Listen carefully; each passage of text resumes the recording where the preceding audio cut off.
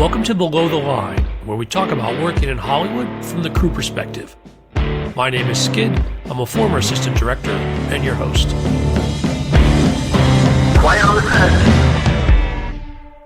Today we're talking about Murderbot, the Apple TV Plus series that recently wrapped its 10-episode first season. And my guest is production designer Sue Chan. Welcome to Below the Line. Thank you. It's so great to be here. Glad to have you, Sue. Warning for listeners, today's conversation will contain spoilers. Sue, to start us off, how did you get involved with this production? Well, I have known Paul Weitz for probably over 20 years. When I was coming up as an art director, I worked on 3 films with Paul and the Depth of Field gang. And so I knew Paul and Andrew Miano and all those guys from way back in the day.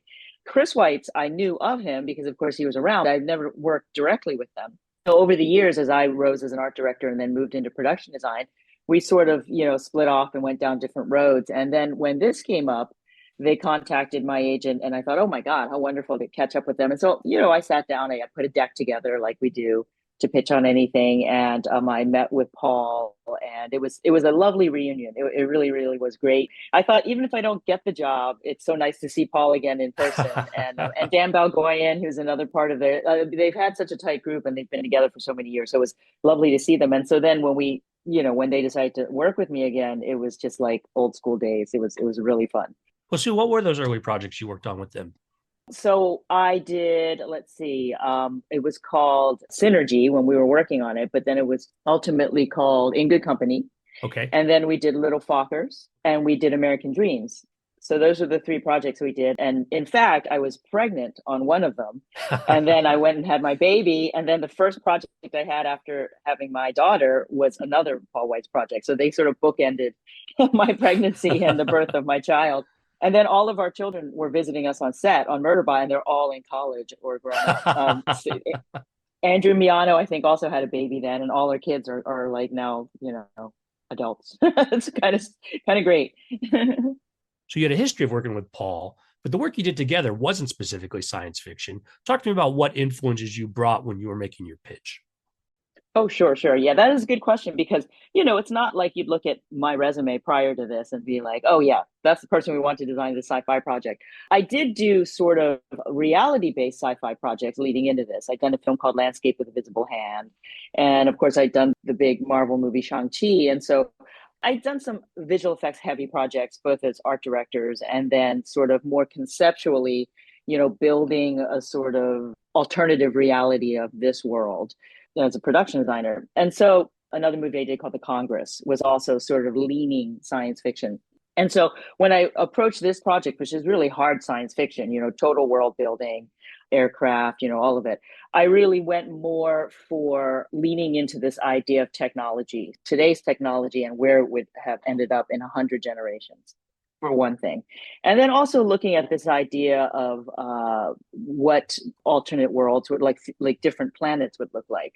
One of the things we were playing with in the deck that we didn't ultimately do in the movie was that photosynthesis, on Earth results in us seeing the wavelength of green light, and so we thought, oh, wouldn't it be interesting if on the planet that we're on, the plants evolved to photosynthesize in a different way and they emitted ultraviolet or, a different wavelength of light so that all the plants looked white. There were a whole bunch of photographs in my deck, for instance, that were done by this photographer who also did this. And that was one of the things that Paul thought was really interesting. In addition to that, of course, I had done all this research on NASA, conceptual space stations and things that have been, percolating in the space exploration world forever. And then I sort of mashed that up with just other ideas I had about architecture and sustainable architecture and large scale architecture. And then, looking, basically I peppered my first deck with all the things that ultimately ended up in the show, for all the different characters. And so, Sue, it sounds like you kind of had free reign to sort of design this world out of whole cloth. Is there an influence of the books, and how did that influence you, if at all? I did read the first book, which is so much about character and so much about story and narrative that it really did free me up to do whatever I wanted. It really was a blessing that I could just throw whatever ideas I thought were interesting into the hopper and see which ones, really persisted.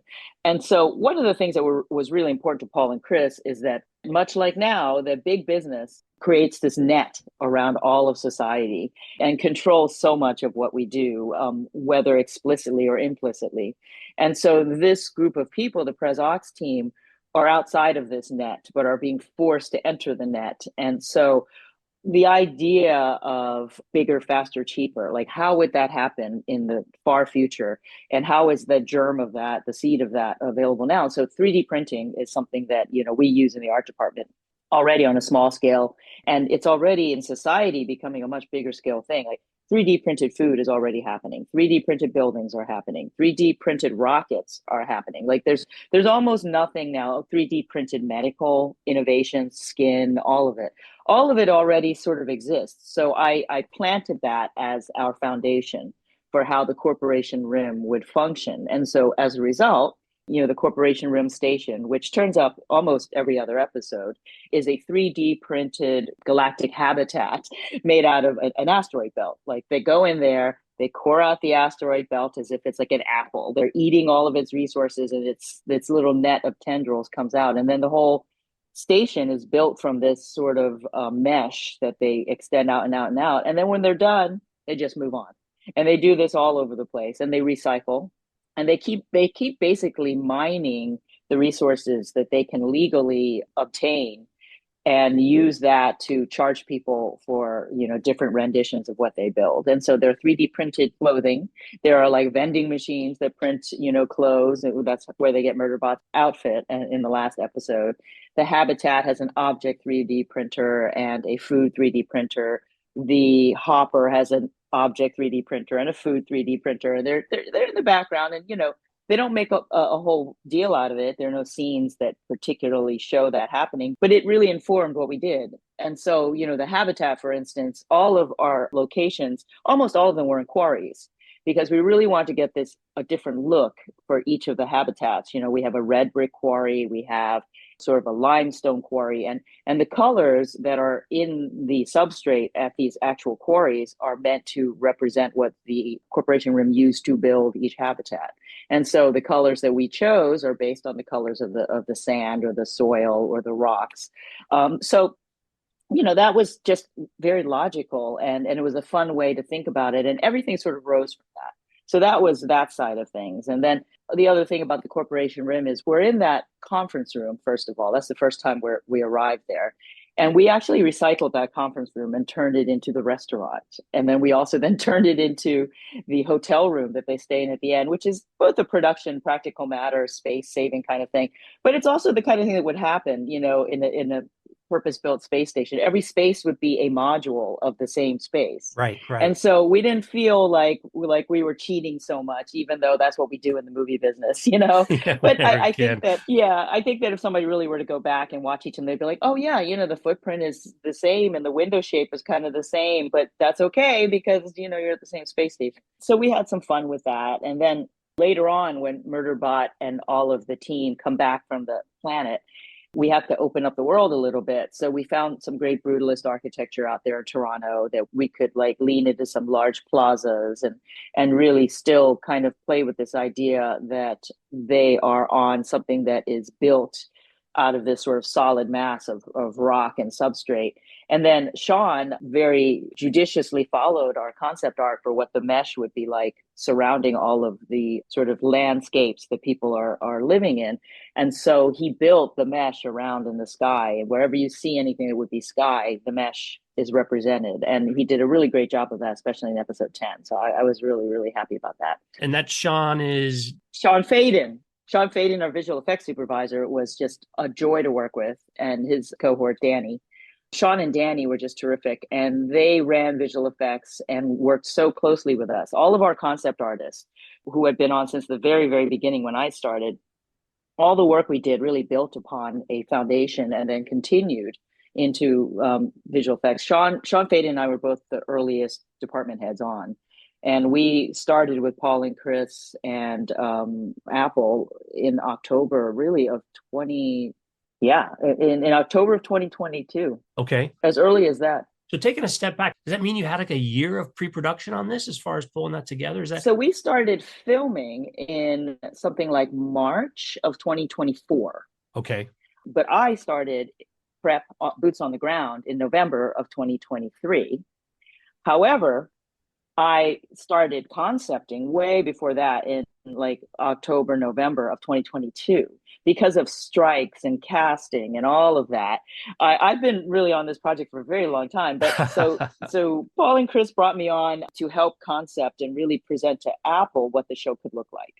At the point I hired then 5 or 6 artists, graphic designer and 5 concept artists, and we started banging out ideas for the habitat, for the hopper, the survey planet, interiors, exteriors, and some costumes. Like we started out really working on the costume side of things, and Tommy Arnold, who ultimately worked on the costumes with LJ, started with me because he had been the illustrator of the covers for the actual novels, and so he was a natural to start Oh, thinking. fascinating. He was a natural person to start really working through the costumes, but because he hadn't really worked in the film world, and so at the point that we got seriously into the costumes and we were greenlit, we really needed somebody who knew how to build stunt ready costumes, build the costumes and appear that was comfortable. I mean, Murderbot wears his mask the entire time, and then the mask has to do things in visual effects where it disappears down into like a sort of yoke in the back of the Murderbot suit.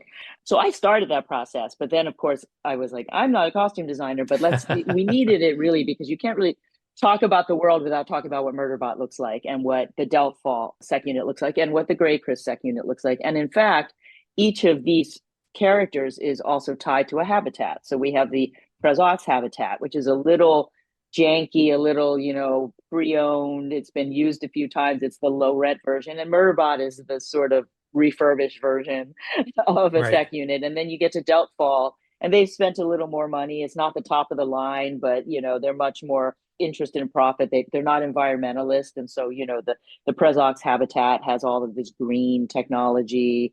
They're passively solar, heated. They have wind power. They have solar power. They grow their own food, that sort of thing. Delphi doesn't do that. So when we were thinking about this early on, we presented all of this to Apple. I think they clearly liked it. And then the show went down. I mean, we paused so that they could cast and get Murderbot.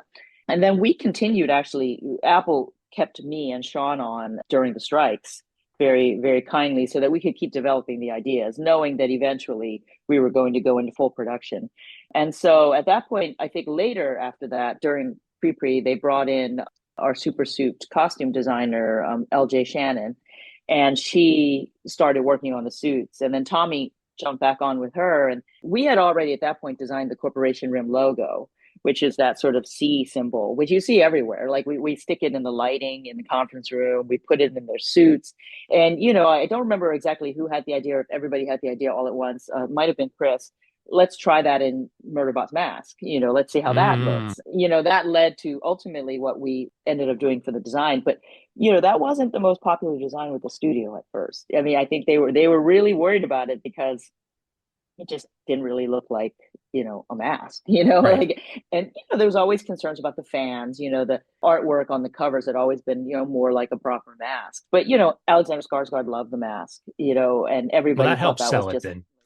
Right. The guy who's going to it really wear it all the does. time is good with it. That's a helpful addition. Yeah, and it was the right call because it's a very endearing image. Everybody loves it, and the sort of like single dot is reminiscent of the little dog in the R Gang cartoons. That was always our reference, for that little detail. Yeah. Anyway, so that's sort of the my long explanation about the trajectory of my involvement. And then we got going in November of 2023. That's when I landed in Toronto, and then we were just like went like gangbusters all the way until the end of June of 2024. So talk to me more about that collaboration with other departments. Is it typical that production design will take the lead and other departments will sort of fall into the stuff you've worked on? Or is it the nature of this being far future sci-fi that production design has a larger role than on a typical production? Certainly in a world building project like this, it was true in Shang-Chi. It was certainly true in the second 300 movie, in which I was the art director. The art department's on so early. I mean, we are the first department in because we have so much to build and so much to do. And in high concept projects, we do end up steering things quite a bit because, Paul and Chris are wonderful directors. They're great storytellers, and that's how it's easy for me to collaborate with them. But the technical side of building massive sets and having them executed takes a lot of, I guess, experience. And so we have to choose the colors. We have to choose all of that stuff way ahead of time. And we have to then, test all of that with the cinematographers, with the visual effects team, and with the costume designers. So we have to make those decisions and then say, okay, this is what we've decided, first, and collectively, let's rubber stamp it. So, when we choose the palette, we pass that along to our costume team and they work within that palette.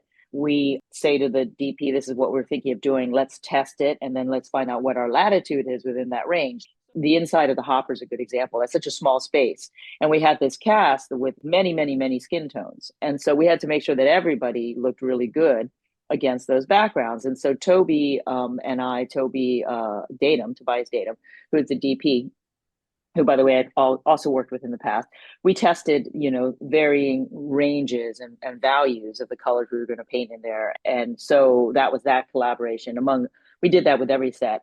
And also, like, when you go big with colors like orange, which we love, everybody will stand out against a strong orange. And so that sort of helps us to keep things, to make sure everybody looks good in the sets. And then, of course, with visual effects, it's really always a close collaboration because once the project is filmed, visual effects' job is it's a steep, fast climb for them to get to the end.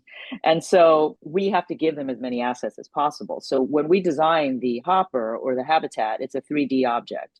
And even the parts that we don't build, we have to design, and we have to hand that off to them because then they have the model and they can texture it and they can light it and they can do all the angles for all the things that we haven't actually shot. So, when we built the habitat on location, we only built the facade and up to about 15 feet. The very tippy top of it had to be completed. And we didn't build it 360 all the way around. We just built the front and curving around two sides. Similarly, the hopper, we only built what was required for the actors to come in and out and what you would see down the barrel of it, but we didn't build everything above. So they had to put in the shadows, all of that, all the texture. So we gave them all of that. And again, with the Corporation Rim Station, when you look out the windows of the conference room or the restaurant or the hotel, we created that entire world in 3D and modeled it all for them and gave them the assets to then extend that and create the backgrounds that we see. We did shoot on the volume for the Sanctuary Moon episodes.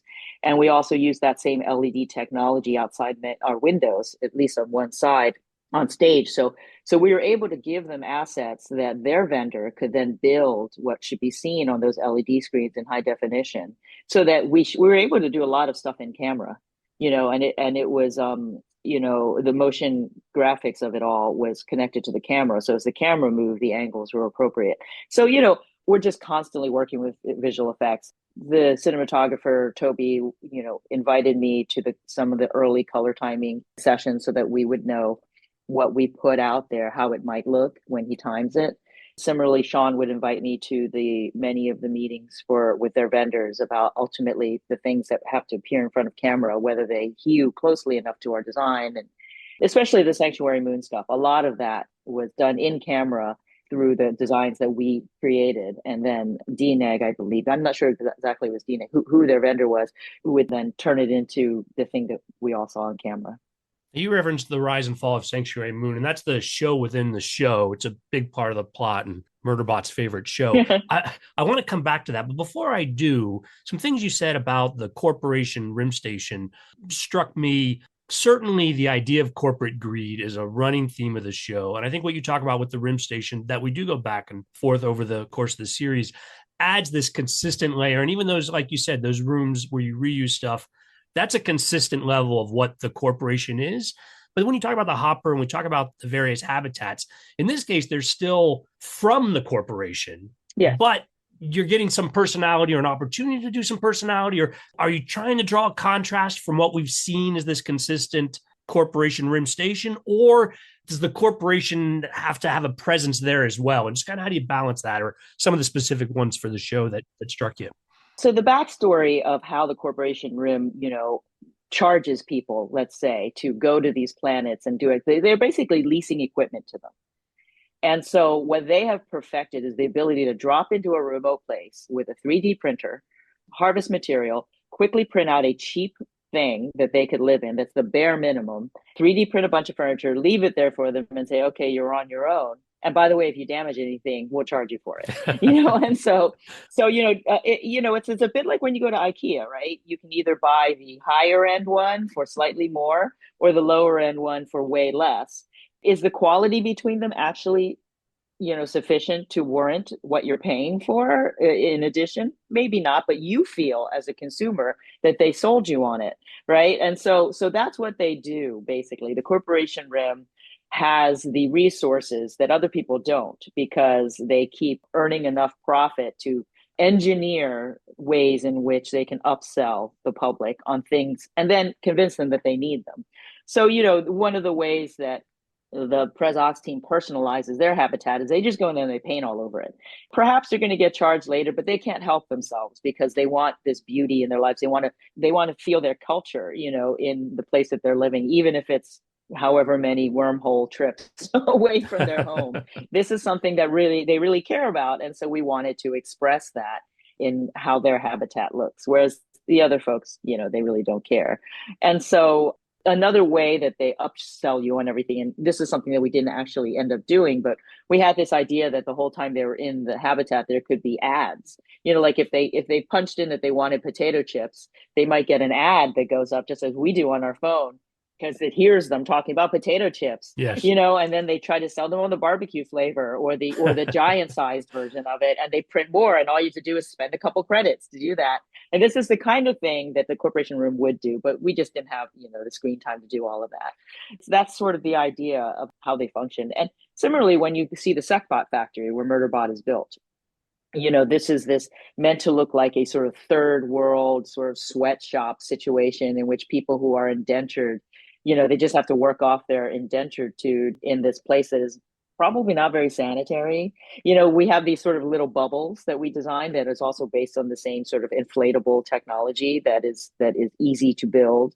So we have these little bubbles that are these little clean rooms inside which they are supposedly doing this, kind of hard work side by side with robots. So we have humans plus robot arms, and, they're all doing menial work. But then outside, it's like kind of damp and a little sketchy, and who knows what else they were building there. So this is another thing we're saying, that they have all these arms of manufacturing that are a little bit, dodgy. And then one of the other things that if you pay really close attention to the motion graphics playback, you'll notice that there is this sort of constant spamming of data. Like the whole language that we developed for the show is a digital language as well as a spoken language that everybody speaks English on the show. But the idea is it's a lingua franca. Okay. That, like, throughout the galaxy, all the languages of every society would have been distilled or turned into, this language that everybody can understand a little bit. But the data, there's a data cloud that's always in Murderbot's background and on the screens that you just barely see. And the corporation room basically charges you to unlock more information. And so that data cloud is just constantly out there. And Murderbot, because of its programming, can access data that the humans can't. And Garafin, because it's enhanced, can access data that the humans can't, because the data is always there. And so that's one of the ways that the corporation rim maintains its control, by controlling the data and who gets access to it. Well, it's a very depressing vision, but quite realistic and really nicely realized about what corporations 100 generations from now are exactly in the time frame. So let's go back to the show within the show, the rise and fall of Sanctuary Moon. So in designing the look of this, is it also rooted in sort of the world you've built, or is this an opportunity to break from that corporate world somehow? Talk to me more about how that came together and what you were trying to achieve. It's definitely meant to be completely the opposite of the reality of our heroes and what they're living in. And so that's why we went really far with colors. We really went super saturated, super, super strong. And the notion is that maybe all entertainment is created by AI at this point, and that it has gotten so efficient at mining what people like, I guess what would emotionally trap people into watching a particular show, and how the plots can be amplified. Like basically the whole notion is that it's an amplified world. Everything is so far like there's almost nothing that wouldn't be okay to turn up in one of these serials, whether it's Sanctuary Moon or a different show. I mean, you get a glimpse of, I think, another show in one of Toa Frazier's episodes. He's one of the directors. Yeah, I think it's still in there, which is it's a more spare kind of, more sort of like almost arty, but it's still like heightened. Right, So right. we really wanted Sanctuary Moon to feel like just pushed so far, and comically so, and a response to like all of the tropes that we've seen in every single, like, Star Trek, Battlestar Galactica, Star Wars. Like if you took all of the things that are repeated over and over in those shows, and then pushed them into everybody's faces, and then made them really big. And even, having John Cho as the lead in, having been in a Star Trek series, was kind of part of the kind of wink wink conceit. And it's possible that John Cho as the digital avatar in this show in 100 generations, maybe he's the only Star Trek character that survives, that far into the future, because, and he's not a Star Trek character, but his likeness is so appealing for whatever reason. Like, these are some of the funny ideas that everybody was playing with. It was really fun to work on that show and to figure it out. We had a great time. You also alluded to running it all through an AI, and I could see that mashup, the AI, creating exactly that kind of world, but also as a contrast to the corporate world that everyone's forced to live in. Yeah, we didn't want to have our show be grim and not colorful. We have lots of color in our real life characters, but we also went, really far with the Sanctuary Moon team. What other design challenges did you find particularly intriguing about this project? Well, I think just trying to use different technology to build our set. One of the things that we did on our set, which I've never done before, is we actually used real inflatable pillows to fill those triangular gaps. We worked with a company in Rhode Island that does art. They use TPU, this sort of very sturdy, stretchable material. Comes in many colors. It's paintable. Light filters through it wonderfully. And they have a very large machine that allows you to seal it very consistently. And so they ended up on our radar. I think actually Chris White saw them on Instagram, and he said, "Oh, these guys are interesting. What do you think?" And so I engaged them and started talking to them when we were in early prep.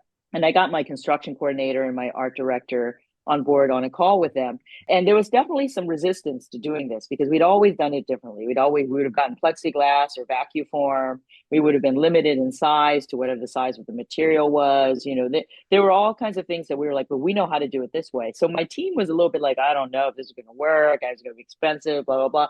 But we fortunately had the time to really like R&D this. And so we worked very closely with them, and it turned out to be great, because we ended up being able to fill our entire set with these. The set didn't have to be engineered to carry like thousands and thousands of pounds, because these are filled with air. And they actually represent what the real habitat would be like. We were able to paint them. We were able to reuse them.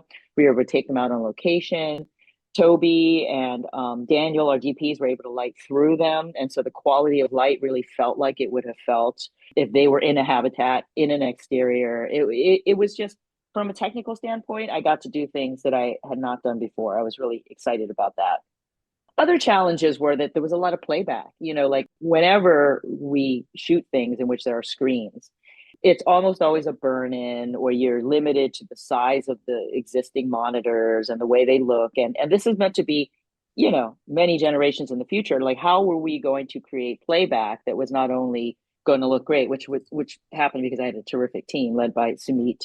He was my motion graphics art director, and he had a team of 2 or 3, and they created all that playback, and it was wonderful, and it was always on camera. So the Wow, inside the nice. habitat, inside the hopper, it was all in camera. And so that was, first of all. Second of all, how do we make it look different? Like, we really like the idea of these transparent screens.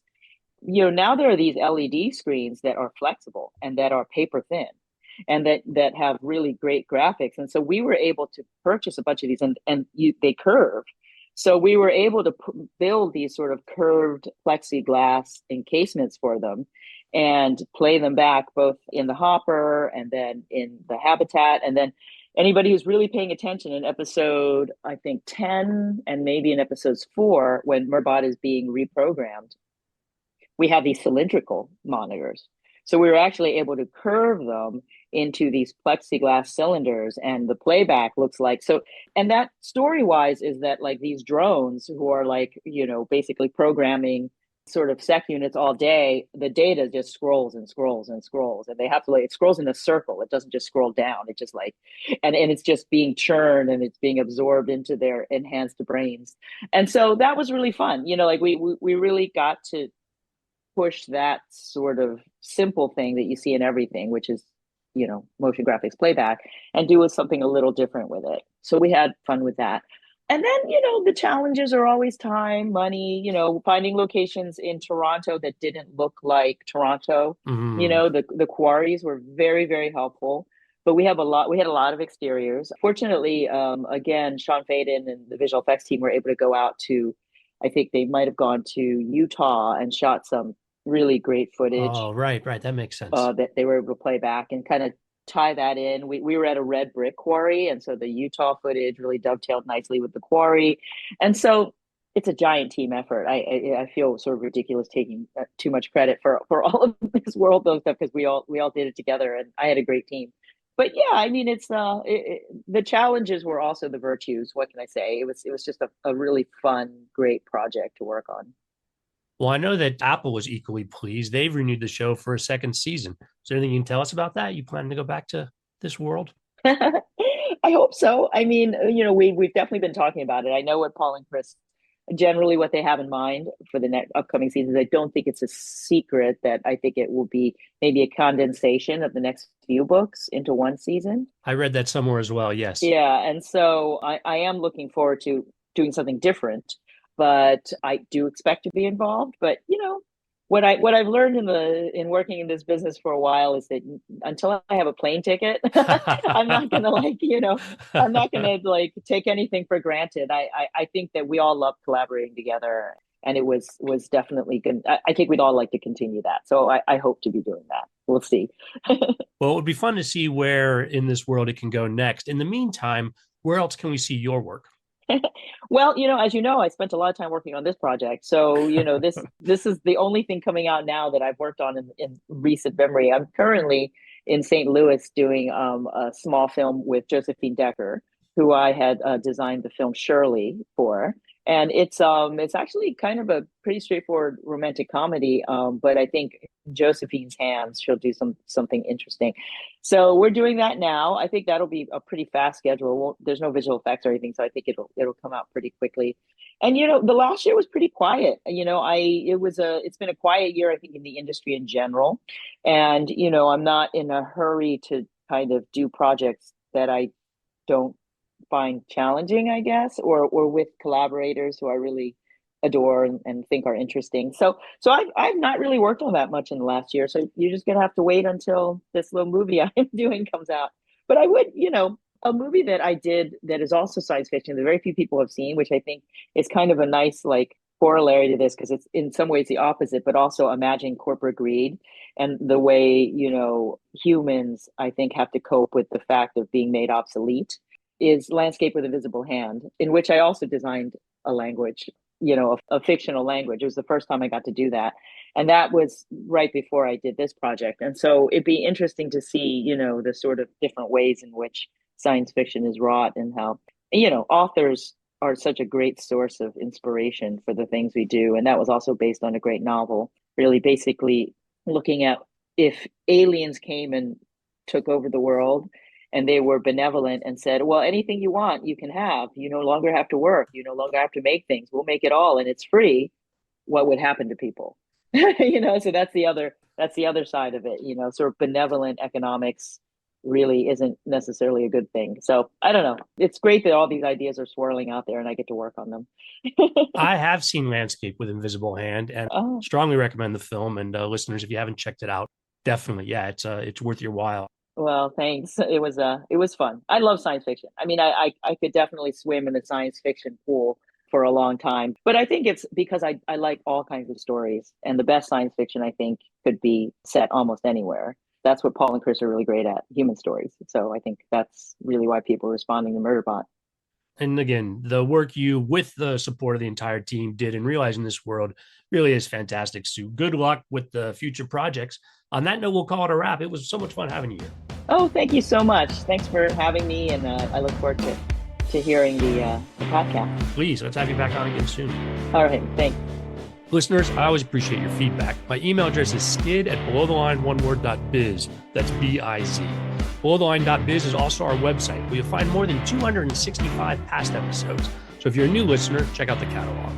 Closing credits, thanks to Curtis Five for our music, John Wan for our logo, and to all of our listeners, I appreciate you. If you're a fan of Below the Line, consider a purchase. The logo is available on t-shirts, mugs, and stickers at redbubble.com. Other ways you can help. First, give us a positive rating wherever you get your podcast. Second, tell your friends about an episode you enjoyed, because that's how we gain new listeners. If you're still listening, it would be wonderful for you to share your thoughts. All of that aside, whatever your engagement, the fact that you're still listening means a lot to me personally. Thanks again from Below the Line.